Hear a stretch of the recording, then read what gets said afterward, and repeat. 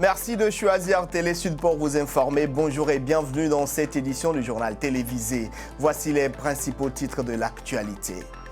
L'opération militaire Serval devenue Barkhane n'est pas un échec. Ce sont là des propos tenus par l'ancien président français François Hollande qui accuse par ailleurs la compagnie privée de sécurité russe Wagner d'adopter une posture néocolonialiste en Afrique dans une interview accordée à nos confrères de France Média Monde. Nous en parlons en début de ce journal. À Goma, à l'est de la République démocratique du Congo, une manifestation a viré à l'affrontement. Ce rassemblement avait pour but de demander le départ des troupes de la force régionale EAC déployée en novembre et jugée inefficace dans les combats contre le M23 par les habitants de la région. Des transports fortement perturbés, des raffineries à l'arrêt, des écoles fermées et de grandes manifestations dans les rues ce jeudi en France. C'est une journée de mobilisation sans précédent contre la réforme des retraites jugée injuste et brutale par l'intersyndicale à l'origine d'une pétition qui exige une refonte du projet. On en parle en fin d'édition. Alors que les forces militaires françaises sous le nom Serval devenu Barkhane par la suite ont quitté le sol malien après près de 10 ans de lutte contre le djihadisme, pour l'ex-chef d'État français François Hollande, l'opération n'a pas été un échec.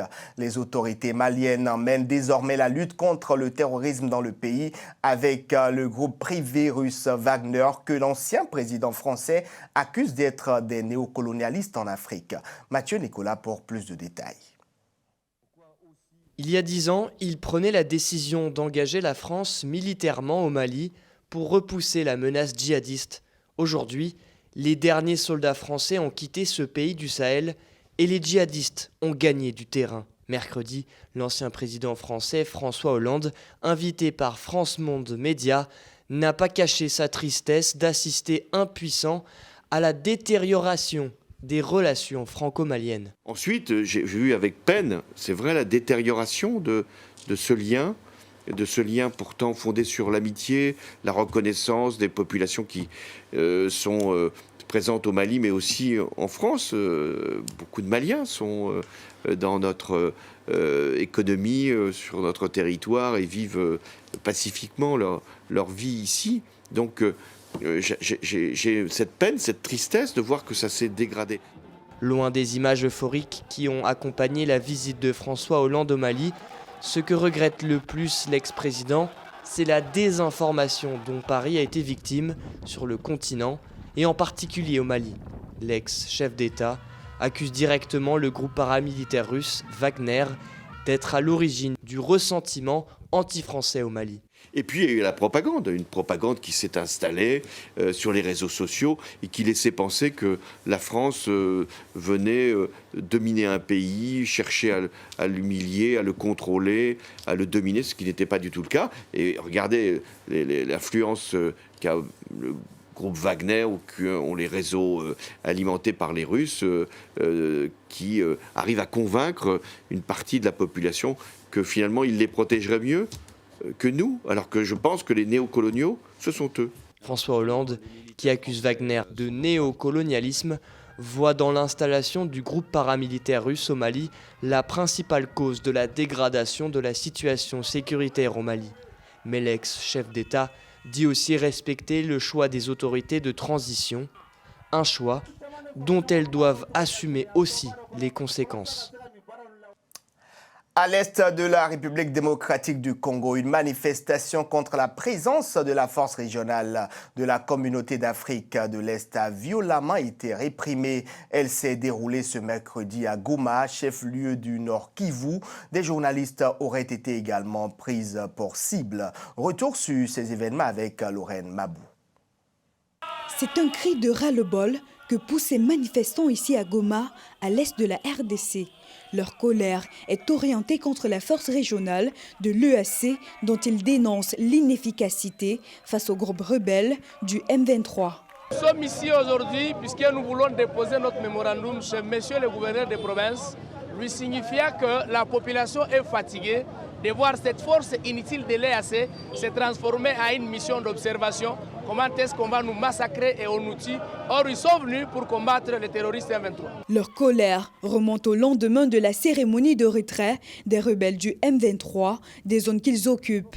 Une cérémonie organisée fin décembre et début janvier par les troupes kenyanes de la communauté des États d'Afrique de l'Est. Ce retrait avait été dénoncé comme un leurre par l'armée congolaise, soutenue par des témoignages qui affirment que le M23 occupe toujours des positions d'où il était censé se retirer. Face à cette situation, ces manifestants ne demandent qu'une chose, que les milliers de soldats du Kenya et du Burundi, qui devraient être rejoints bientôt par 750 militaires sud-soudanais déployés par l'EAC dans l'est de la RDC, lancent des offensives contre les groupes armés. Les forces kenyanes de l'EAC ne voulaient pas que ces gens restent dans notre pays comme le tourisme. Ils sont venus nous aider, mais jusqu'à présent, ils sont en train de faire le tourisme dans notre pays. C'est pourquoi aujourd'hui, nous disons qu'ils puissent rentrer chez eux, parce que nous ne voulons pas rester avec des touristes dans notre pays. Alors qu'ils se dirigeaient vers le centre-ville de Goma, le cortège de manifestants se voit stoppé net dans sa progression par les forces de sécurité de la RDC. Tirs de grenades lacrymogènes sur les protestataires obligés de se disperser. Nous avons manifesté aujourd'hui pour pousser la force de l'EAC à pouvoir lancer les offensives comme le dit l'accord de Luanda. Malheureusement, le non-professionnalisme de notre police, surtout du général de la police, ils sont venus, ils nous ont violemment agressés. Même des journalistes qui couvraient la manifestation ont été pris à partie. L'un d'eux s'est blessé en fuyant et 2 autres ont été interpellés avec 6 manifestants, puis relâchés après 3 heures de garde à vue. Pendant ce temps, les combats entre l'armée congolaise et le M23 se poursuivent malgré les déclarations de cessez-le-feu. Toujours concernant la RDC, les exactions des groupes rebelles perpétrées à l'est du pays ont été fermement condamnées par les membres du comité consultatif permanent des Nations Unies. Ils s'étaient réunis au Congo-Brazzaville à l'occasion de la 54e réunion ministérielle chargée des questions de sécurité en Afrique centrale. Reportage Louis-Marcel Satou. La persistance des tensions diverses qui paralysent la sous-région Afrique centrale a été fermement condamnée lors de la 54e réunion ministérielle du comité consultatif permanent des Nations Unies chargé des questions de sécurité en Afrique centrale. À l'ouverture des travaux, au nom du président de la République, le Premier ministre Anatole Kouliné-Makosso a relevé la résurgence des exactions des groupes rebelles perpétrés à l'est de la RDC. Notre pays condamne avec la dernière énergie toutes les violences perpétrés dans ce pays. Et tout récemment encore, par exemple, cet acte crapuleux perpétré à Kassindi, dans la province du Nord Kivu, ayant occasionné plus d'une dizaine de morts et près d'une quarantaine de blessés dans une église évangélique. Il y a à peine quelques heures. Clôturant les travaux, Jean-Claude Gakosso, ministre congolais des Affaires étrangères, a invité tous les acteurs à trouver une solution durable. La République du Congo ne ménagera aucun effort pour la prospérité de notre sous-région. Le vice-ministre des Affaires étrangères de la RDC, Sami Adoubango Aoto, apprécie l'implication des pays frères sur la question. On avait l'habitude d'insister que le Rwanda soit cité nommément. Cette résolution nous donne un avantage sur le reste.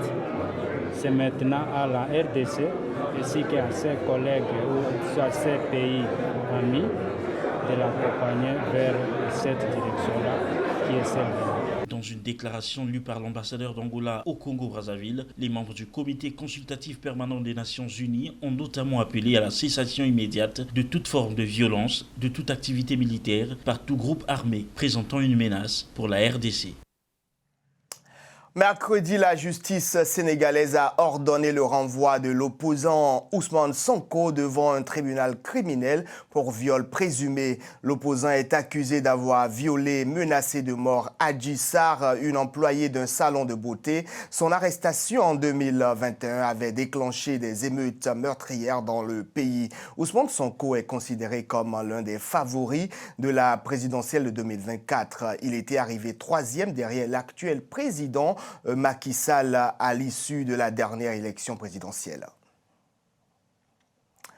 L'Italie est prête à augmenter le flux de migrants légaux provenant de la Tunisie, mais à une seule condition, que le pays fournisse davantage d'efforts contre l'immigration clandestine. C'est ce qu'on peut retenir de la déclaration du chef de la diplomatie italienne lors d'une visite au palais présidentiel de la République tunisienne à Carthage. Je vous propose de l'écouter. L'Italie est prête à augmenter aussi le nombre des immigrés réguliers formés en Tunisie qui peuvent venir travailler chez nous dans les domaines de l'agriculture et dans le domaine de l'industrie. C'est-à-dire réduire l'immigration régulière et renforcer l'immigration régulière. Parce que nous ne voulons pas que des citoyens tunisiens ou africains viennent chez nous à travailler d'une façon illégale.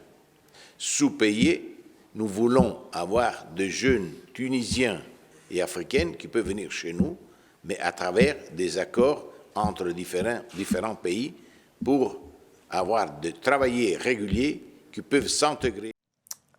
L'acteur britannique Idriss Elba et sa femme Sabrina se font les porte-voix des fermiers africains au Forum économique mondial qui se tient à Davos en Suisse. Ils ont remporté en marge de ce forum un trophée pour leur engagement en tant qu'ambassadeurs de bonne volonté auprès du Fonds international de développement agricole FIDA pour des actions liées à la sécurité alimentaire et au dérèglement climatique. Lorraine Mabou pour plus de détails.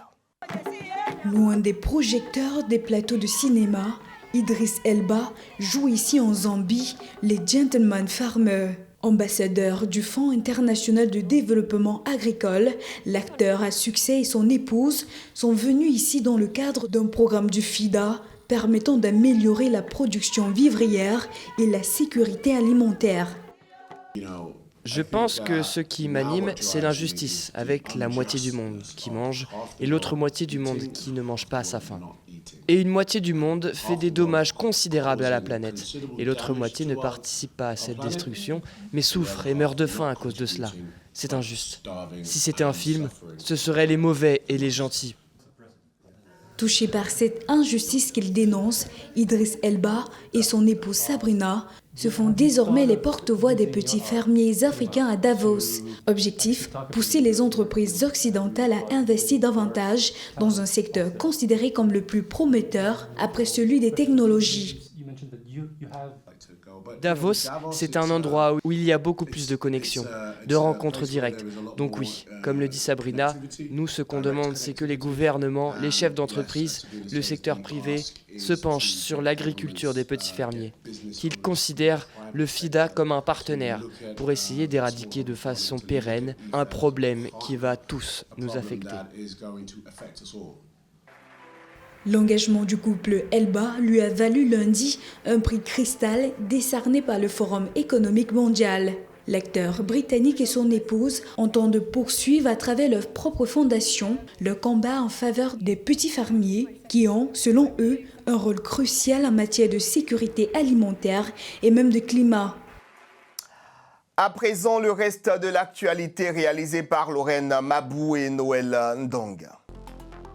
Le gouvernement burkinabé a suspendu mercredi les rotations des avions du programme alimentaire mondial. Ces avions effectuaient le ravitaillement dans les villes sous blocus des groupes djihadistes dans le nord et l'est du pays. Pour justifier cette décision, le gouvernement burkinabé évoque un malentendu avec le PAM. Mais les autorités burkinabées assurent que des discussions seraient toujours en cours entre les deux entités. L'objectif reste de venir en aide auprès de 3,5 millions de personnes qui ont besoin d'une aide alimentaire d'urgence dans les mois à venir. En Nouvelle-Zélande, démission surprise ce jeudi de la première ministre du pays, Jacinda Ardern, a assuré n'avoir plus d'énergie pour continuer 4 ans supplémentaires à gouverner après 5 ans et demi au pouvoir il y a 9 mois des élections législatives. Durant son mandat, Jacinda Ardern a été confrontée à la pandémie de Covid-19, une éruption volcanique meurtrière et au pire attentat jamais perpétré dans le pays. Le meurtre de 51 fidèles musulmans dans une mosquée par un suprématiste blanc en 2019. Jacinda Ardern, 42 ans, très populaire à l'étranger, quittera ses fonctions le 7 février, continuera à exercer son mandat de député et à préparer les législatives d'octobre. Les autorités ukrainiennes poursuivaient ce jeudi l'enquête criminelle ouverte à la suite du crash de l'hélicoptère du ministère de l'Intérieur. La tragédie a coûté la vie à au moins 14 morts. L'hélicoptère, un Super Puma EC-225, s'est écrasé mercredi matin à Brovary, près de Kiev. 9 personnes étaient à bord de l'appareil, dont le ministre et son adjoint. Selon un dernier bilan, 25 blessés sont hospitalisés, dont 11 enfants. Ce crash, survenu 4 jours après une frappe de missiles russes qui a fait 45 morts à Dniprov, dans l'est de l'Ukraine, a suscité une vive émotion. Le groupe de contact pour l'Ukraine, qui rassemble quelques 50 pays, amené par les États-Unis, se réunit vendredi sur la base américaine de Ramstein, en Allemagne, pour coordonner la poursuite de l'aide à Kiev. Des transports fortement perturbés, des raffineries à l'arrêt, des écoles fermées et de grandes manifestations dans les rues ce jeudi en France. C'est une journée de mobilisation sans précédent contre la réforme des retraites jugée injuste et brutale par l'intersyndicale, à l'origine d'une pétition qui exige une refonte du projet de Paris à Marseille en passant par Nantes. Première image de la mobilisation commentée par Soukaina Skali. Nantes, Calais, Paris ou Marseille, ils sont plusieurs centaines de milliers de personnes à s'être mobilisées avec une même revendication. Non à l'actuelle réforme des retraites.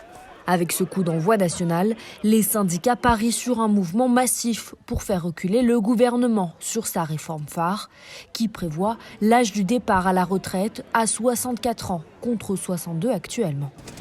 Je trouve qu'on se fout de notre gueule, quoi.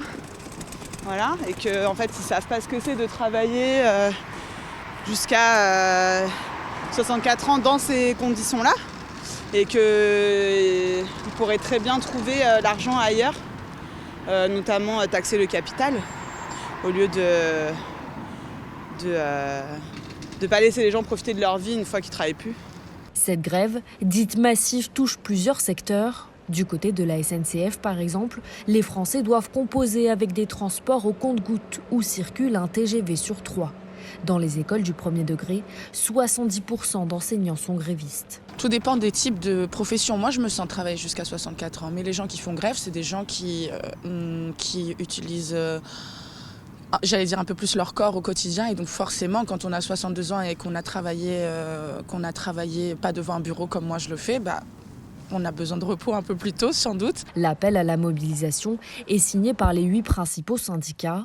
Les salariés des géants EDF et Engie prévoient notamment des coupures d'électricité ciblées contre les permanences des députés. Du côté des raffineries, la grève sera également suivie entre 70 à 100% selon la CGT. La pilule de cette réforme des retraites pourrait-elle passer? Non, répond Jean-Luc Mélenchon qui voit déjà une bataille perdue par le gouvernement d'Emmanuel Macron. Écoutons plutôt. Déjà, il y a une bataille qui est perdue par le gouvernement et qui est tout à fait nouvelle dans le contexte, n'est-ce pas? Moi, j'en suis à ma je ne sais combienième réforme des retraites. C'est que cette fois-ci, personne ne croit à la valeur des arguments présentés par le gouvernement. Dans le passé, il y avait toujours un doute. Est-ce que le système était en danger? Bref, les gens sont toujours prêts à faire des efforts, ils sont de bonne volonté. Mais là, ils savent, c'est comme ça, qu'on leur ment. Et que ce n'est pas vrai, on est en train de leur prendre encore un petit bout de vie pour en donner le montant équivalent à d'autres, qui sont les peu nombreux qui aujourd'hui se gavent. Et ça, si vous voulez, vous faites le tour, c'est une conscience populaire qui n'est pas toujours formulée, mais qui est toujours pensée. Donc le gouvernement a perdu sa première bataille. Pour finir cette édition, on fait un tour au Maroc, précisément au parc zoologique de Rabat, où s'est tenue une exposition d'ossements de lions de l'Atlas, récemment retiré de la grotte de Bismoun. Selon le ministre marocain de la Culture, c'est une trouvaille qui démontre l'évolution de la faune et du climat. Souilas Baili. Exposé au parc zoologique de Rabat, Ce crâne fait partie des ossements de lion de l'Atlas, récemment retirés de la grotte de Bizmoun, dans le centre-ouest du pays. Véritable témoin de l'histoire du royaume chérifien, c'est la première fois que le Maroc organise une exposition où sont présentés un concentré d'ossements fossiles du lion de l'Atlas. Et ça, c'est très important en fait à signaler. Deuxième chose, c'est qu'il met en valeur en fait la richesse et la diversité biologique du lion de l'Atlas et aussi géographique, parce qu'on le trouve dans différentes régions du Maroc, comme je l'ai dit en fait, soit au nord, au centre et au sud. La découverte de ces ossements permet au pays de raconter à travers cette exposition l'histoire de l'évolution de la faune et du climat. Pour nous, ces trouvailles, ces études-là, encore une fois, démontrent l'évolution aussi de la faune, l'évolution du climat au sein du royaume. Et c'est ce qui nous permet encore une fois d'approfondir ces études-là pour mieux connaître notre passé. Ce passé, bien évidemment, qui est important pour toute stratégie future dans le domaine de l'archéologie et de la géologie. Emblème marocain, complètement disparu des montagnes depuis 1941, les lions de l'Atlas ne vivent désormais que dans ce parc. 38 au total sont en captivité. Leur présence permet d'alimenter le secteur du tourisme local. C'est tout pour cette édition du journal télévisé sur Télésud. Merci de nous avoir suivis. Prenez rendez-vous pour l'édition du soir. Au revoir.